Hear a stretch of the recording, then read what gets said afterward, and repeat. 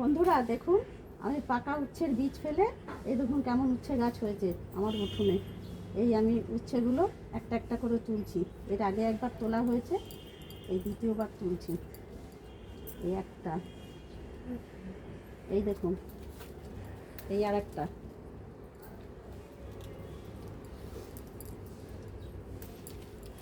এইখানে হয়েছে।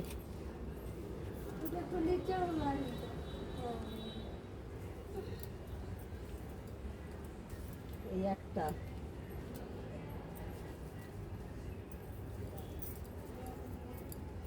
এই একটা, এই চারটে হয়ে গেল।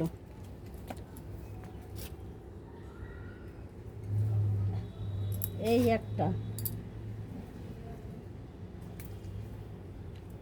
এইদিকে আছে একটা, এই একটা, আর এইটা এখনো ছোট আছে। তাই ডাল উঠেছে। এই একটা,